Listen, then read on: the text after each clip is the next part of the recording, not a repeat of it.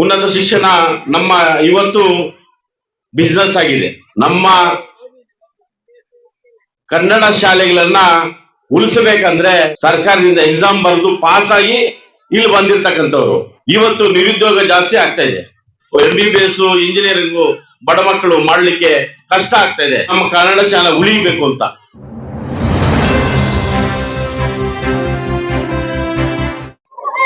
ವೇದಿಕೆ ಇವತ್ತು ಮಲ್ಲೇಕುಪ್ಪ ಗ್ರಾಮದ ಶಾಲೆಯ ವಾರ್ಷಿಕೋತ್ಸವ ಅಂಗವಾಗಿ ನಮ್ಮ ಶಾಲಾ ಮಕ್ಕಳು ಬಹಳ ಸುಂದರವಾಗಿ ಮುಂದೆ ಅಲಂಕಾರವಾಗಿ ಕೂತಿದ್ದಾರೆ.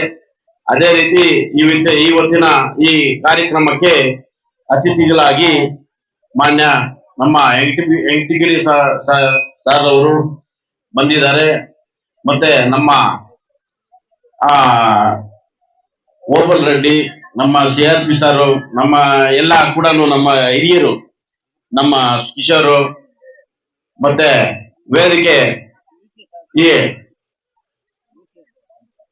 ಸರ್ ಮುನಿಸ್ವಾಮಿ ಸರ್ ಬಂದಿದ್ದಾರೆ.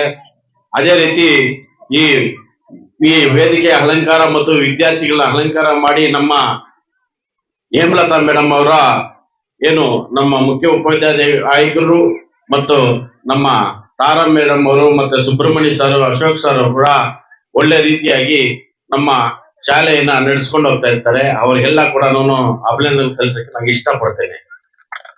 ಅದೇ ರೀತಿ ನಮ್ಮ ಮಕ್ಕಳು ಕೂಡ ಅಷ್ಟೇ ಶಿಸ್ತಿನಿಂದ ಓದಲ್ಲಿ ಮತ್ತೆ ಆಟದಲ್ಲಿ ಎಲ್ಲಾ ರೀತಿಯ ಕೂಡ ಸಹ ಮುಂದಿರ್ತಕ್ಕಂಥ ನಮ್ಮ ಮಲ್ಲೇಕುಪ್ಪ ಶಾಲೆಯ ಮಕ್ಕಳಿಗೆ ಅವರಿಗೂ ಮತ್ತು ನಮ್ಮ ಆ ಮಕ್ಕಳಿನ ಪೋಷಕರಿಗೂ ಸಹ ನನ್ನ ಅಭಿನಂದನೆಗಳನ್ನ ಸಲ್ಲಿಸಕ್ಕೆ ಇಷ್ಟಪಡುತ್ತೇನೆ.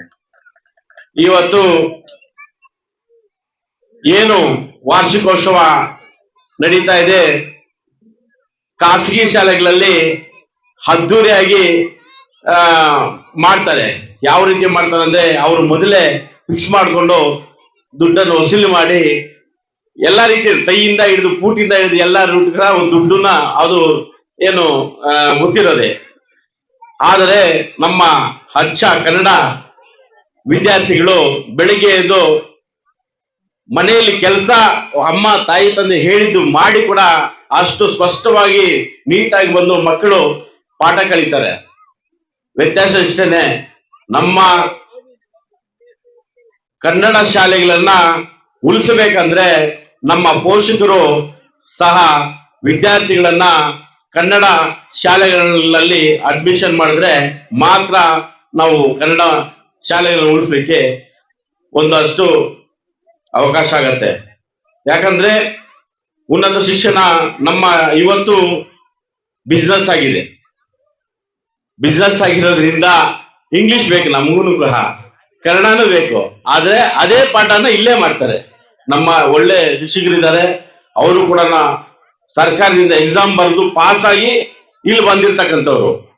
ಆದ್ರೆ ಅಲ್ಲಿರ್ತಕ್ಕಂಥವ್ರು ಅವ್ರು ಫೈಲ್ ಆಗಿರ್ತಾರೋ ಪಾಸ್ ಆಗಿರ್ತಾರೋ ಅವ್ರು ತಗೊಂಡಿರ್ತಾರೆ, ಮಾಡ್ತಾರೆ. ಇಂಗ್ಲಿಷ್ ಏನೋ ಕಲಿಸ್ಬೇಕು, ಶಾಲೆಗೆ ಒಳ್ಳೆ ರಿಸಲ್ಟ್ ಬೇಕು, ಹಂಗ್ ಮಾಡಿ ಹಿಂಗ್ ಮಾಡಿ ಅಂತೇಳಿ ಅಲ್ಲಿ ಒಳ್ಳೆ ಬೂಟ್ ಹಾಕ್ಬೇಕು, ಒಳ್ಳೆ ಡ್ರೆಸ್ ಹಾಕ್ಬೇಕು, ಸಾಲ ಮಾಡಿ ಅವ್ರಿಗೆ ಫೀಸ್ ಕಟ್ಟಬೇಕು.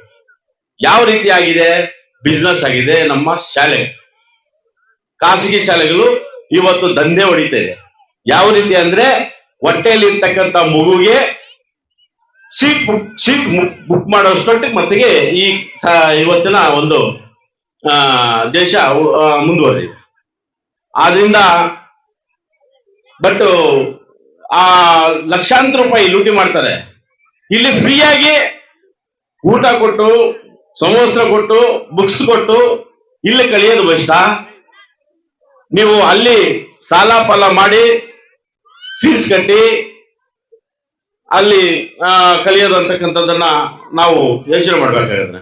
ಇಲ್ಲಿರೋ ಪಾಠನೇ ಅಲ್ಲಿ ಕೂಡ ಏನು ಬೇರೆ ಏನಿಲ್ಲ ಇದೆ ಸರ್. ಇಲ್ಲಿ ಏನ್ ಮಾಡ್ತಾರೋ ಅದೇ ಅಲ್ಲಿ ಕೂಡ. ಆದ್ರೆ ಇವತ್ತು ಏನು ಅಂದ್ರೆ ನಮ್ಮ ಮಕ್ಕಳು ಏನೋ ಪಕ್ಕದ ಮನೆಯವ್ರು ಹೋಗ್ತಾ ಇದ್ರೆ ಅವ್ರಿಗೂ ಜೀವ ಹಾಕ್ಬಿಟ್ಟು ಸ್ಕೂಲಲ್ಲಿ ಬಸ್ ಹಾಕ್ಬಿಟ್ಟು ಬಸ್ಗೆ ಒಂದು ಫೀಸು ಮತ್ತೆ ಶಾಲೆಗೆ ಒಂದು ಫೀಸು ಮತ್ತೆ ಎಕ್ಸೆಟ್ರಾ ಎಲ್ಲ ಕೂಡ ಕಟ್ಲೇಬೇಕು. ಇಲ್ಲಿ ಹಂಗೇನಿಲ್ಲ. ಒಳ್ಳೆ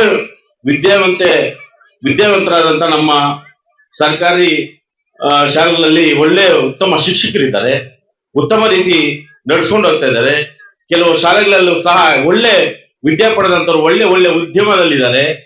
ಇವತ್ತು ಕೆಲವು ಉದ್ಯಮಗಳಲ್ಲಿ ಜಡ್ಜ್ ಆಗಿರ್ಬೋದು, ಡಾಕ್ಟರ್ ಆಗಿರ್ಬೋದು, ಇಂಜಿನಿಯರ್ ಆಗಿರ್ಬೋದು, ಈ ಕನ್ನಡ ಈ ಸ್ಕೂಲಲ್ಲಿ ಓದಿರ್ತಕ್ಕಂಥ ವಿದ್ಯಾರ್ಥಿಗಳೇ ಬಹು ಹೆಚ್ಚಾಗಿ ಉದ್ಯಮದಲ್ಲಿ ಇದ್ದಾರೆ.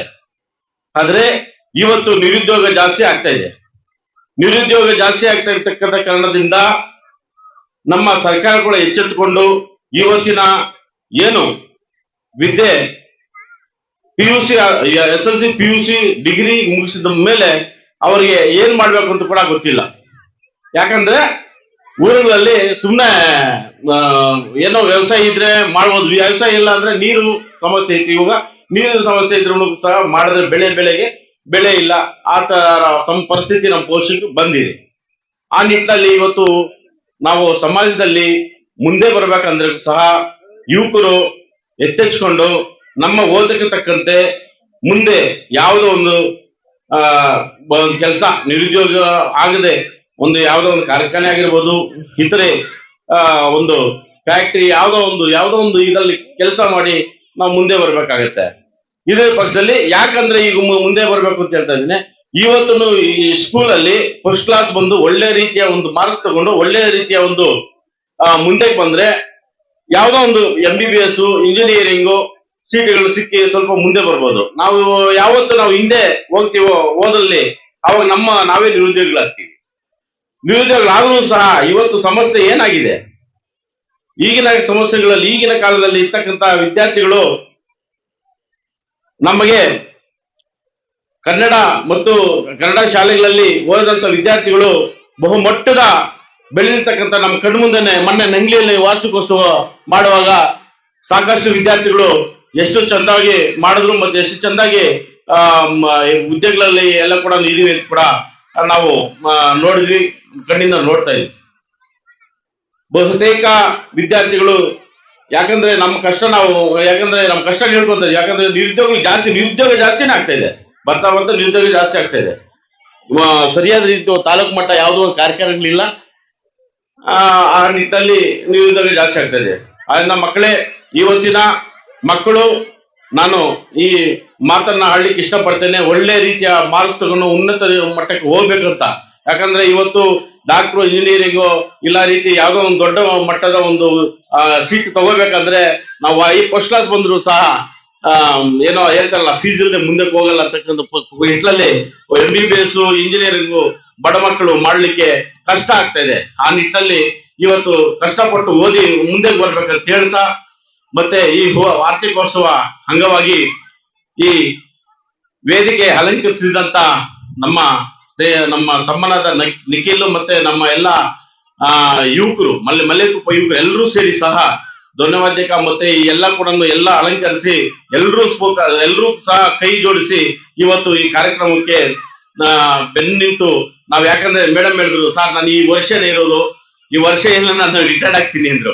ಇಲ್ಲ ಮೇಡಮ್, ಯಾವ ವರ್ಷನಾಗ್ಲಿ ವರ್ಷ ಸಹ ನಾವು ಮಕ್ಕಳನ್ನ ಕನಿಷ್ಠ ಪಕ್ಷ ಈ ವೇದಿಕೆಯಲ್ಲಿ ಅವರ ವಾರ್ಷಿಕೋತ್ಸವ ನಾವು ಅವರವ್ರ ಒಂದು ಆಸೆ ಇರ್ತದೆ ಮಕ್ಕಳಿಗೆ, ಅದನ್ನ ಮುಂದುವರಿಸಿಕೊಂಡು ಹೋಗ್ಬೇಕು, ಅದನ್ನ ಬಿಡ್ಲೇಬಾರ್ದು ಅಂತ ಹೇಳಿ ನಾನು ಮೇಡಮ್ ಹೇಳಿದೆ.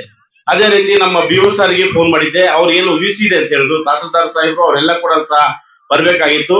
ಅವರು VC ಇರೋದ್ರಿಂದ ಅಂಬರೀಶ್ ಅವರೇ ಇನ್ನೊಂದ್ಸಲಿ ಬರ್ತೀವಿ ಈ ಕಾರ್ಯಕ್ರಮಕ್ಕೆ, ನೀವು ನಡೆಸ್ಕೊಳ್ಳಿ ಮುಂದೆಗೆ, ನಾನು ನೆಕ್ಸ್ಟ್ ಟೈಮ್ ಬರ್ತೀನಿ ಅಂತ ಹೇಳಿದ್ರು. ಅದೇ ರೀತಿ ಅವರ ಪರವಾಗಿ ಬಂದಂತ ನಮ್ಮ NKB ಸಾಹೇಬ್ರು, ಗೋಗುಲ್ ರೆಡ್ಡಿ ಸಾಹೇಬ್ರು, ನಮ್ಮ CRP ಸಾಹೇಬ್ರು, ನಮ್ಮ ಈ ಎಲ್ಲ ನಮ್ಮ ಸ್ನೇಹಿತರು ಎಲ್ಲರೂ ಕೂಡ ಸಹ ಬಂದು ಓಪನ್ ಮಾಡಿಸಿದ್ದೇವೆ ನಾವು. ಯಾಕಂದ್ರೆ ನಾನು ನೋಡ್ಕೊಂಡು ತೋಟದಿಂದ ಬರ್ತಾ ಇದ್ರೆ ಮುಚ್ಚಾಕಿದ್ರು, ಬೀಗ ಹಾಕ್ಬಿಟ್ಟಿದ್ರು. ನಮ್ಮ ಸರ್ ಹತ್ರ ಏನ್ ಸರ್ ಇದ್ರೆ ಯಾರು ಸ್ಟೂಡೆಂಟ್ಸ್ ಇಲ್ಲ, ಅದಕ್ಕೆ ಮುಚ್ಚಾಕಿದೀವಿ ಅಂತ. ಮತ್ತೆ ಇಲ್ಲಿ ಬಂದ್ ಕೇಳಿದ್ರೆ ಏನಂದ್ರೆ ಇಬ್ರು ಇದ್ರು.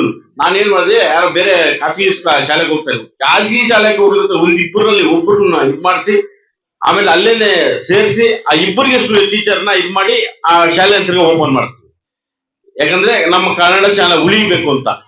ಈ ತರ ಶಾಲೆಗಳು ದಯವಿಟ್ಟು ನಾವು ಕನ್ನಡ ಶಾಲೆಗಳನ್ನ ಉಳಿಸ್ಕೊಳ್ಳೋಣ, ಯಾವ ಶಾಲೆಯನ್ನು ಮುಚ್ಚಬಾರ್ದು. ನಾವು ಎಲ್ಲ ಕನ್ನಡ ಮಾಧ್ಯಮದ ಎಲ್ಲ ನಮ್ಮ ವಿದ್ಯಾರ್ಥಿಗಳು ಒಳ್ಳೆ ಉನ್ನತವಾಗಿ ಚೆನ್ನಾಗಿ ಓದಿ ಮುಂದೆ ಬರಲಿ ಅಂತ ಎಲ್ರೂ ಕೂಡ ಸಹ ಒಳ್ಳೆ ಮಾರ್ಕ್ಸ್ ತಗೊಳ್ಳಿ ಅಂತ ಹೇಳ್ತಾ ಈ ಒಂದು ಕನ್ನಡ ಶಾಲೆಗಳು ಉಳಿಬೇಕಂತ ಹೇಳ್ತಾ ಈ ಮಲ್ಲೆಕೊಪ್ಪ ಆ, ವಾರ್ಷಿಕೋತ್ಸವ ಅಂಗವಾಗಿ ಆ, ಆ, ನಾನು ಎಲ್ರಿಗೂ ಸಹ ವಂದನೆಗಳು ಸಲ್ಲಿಸುತ್ತೇನೆ. ಅದೇ ರೀತಿ ನಾನು ನಮ್ಮ ಮಾಧ್ಯಮ ಮಿತ್ರರು ಬಂದಿದ್ರು, ಅವರಿಗೆ ಕಾಲ್ ಮಾಡಿದ ತಕ್ಷಣ ನನ್ನ ಸ್ನೇಹಿತರು ಬಂದವ್ರೆ, ಇವತ್ತು ಎಂ ಎಲ್ ಎ ಸಾಹೇಬ್ ಬರ್ತೀನಿ ಅಂದ್ರು. ಅವರು ಕೂಡ ಏನೋ ಸೆಷನ್ ನಡೀತಾ ಇದೆ ಬರಕ್ಕಾಗಲ್ಲ ಅಂದ್ರು. ನಮ್ಮ ಮಾಧ್ಯಮ ಮಿತ್ರರಿಗೆ ಎಲ್ಲನ್ನ ಹೋಗ್ಲಿ ನನ್ನ ಜೊತೆ ಇರ್ತಾರೆ. ಎಲ್ಲಿ ಹೋದ್ರು ನನ್ನ ಕಾರ್ಯಕ್ರಮ ಎಲ್ಲನ್ನ ಆಗ್ಲಿ ಒಂದ್ ಮಾತಾಡಿಸೊಳಗೆ ಬಂದು ಎಲ್ಲಾ ರೀತಿಯ ಸಹಕಾರ ಮಾಡ್ತಾರೆ. ನನ್ನ ಮಾಧ್ಯಮ ಮಿತ್ರರಿಗೆ ಅವ್ರಿಗೂ ಸಹ ಹೊಂದಿಸ್ತಾ ಈ ವೇದಿಕೆಯಲ್ಲಿ ಮುಂಭಾಗದಲ್ಲಿರ್ತಕ್ಕಂಥ ಎಲ್ಲಾ ಪೋಷಕರು, ಹಿರಿಯರಿಗೂ, ಅಣ್ಣ ತಮ್ಮಂದಿರಿಗೂ, ನನ್ನ ಯುವಕರು, ಮಲ್ಲೆಕೊಪ್ಪ ಯುವಕರು ಎಲ್ಲರಿಗೂ, ಮತ್ತೆ ಮುಂದೆ ನಮ್ಮ ಗುರುಗಳಾದಂತ ಹೇಮ ಮೇಡಮ್ ಅವರು, ನಮ್ಮ ಸುಬ್ರಹ್ಮಣ್ಯ ಸರ್, ತಾರಾ ಮೇಡಮ್, ಅಶೋಕ್ ಅವರು, ಮತ್ತೆ ನಮ್ಮ ಎಲ್ರಿಗೂ ವೇದಿಕೆ ಮೇಲೆ ಇರ್ತಕ್ಕಂಥ ಎಲ್ಲ ನನ್ನ ಸ್ನೇಹಿತರಿಗೂ, ನಮ್ಮ ಇವರು ಕಿಶೋರ್ ಬಹುತೇಕ ಹೋರಾಟಗಳು ಮತ್ತೆ ಎಲ್ಲಾ ರೀತಿಯ ಒಂದು ಸಹಕಾರ ಮಾಡ್ತಾ ಇರ್ತಾರೆ. ಅವ್ರಿಗೂ ಸಹ ನನ್ನ ಅಭಿನಂದನೆ ಸಲ್ಲಿಸುತ್ತಾ ಈ ಎಡಮಾತನ್ನ ಮಾತಾಡ್ಲಿಕ್ಕೆ ಅವಕಾಶ ಕೊಟ್ಟಂತ ಎಲ್ಲರಿಗೂ ಸ್ಪಂದಿಸ್ತಾ ಈ ಎಡಮಾತನ್ನ ಮುಗಿಸ್ತಾ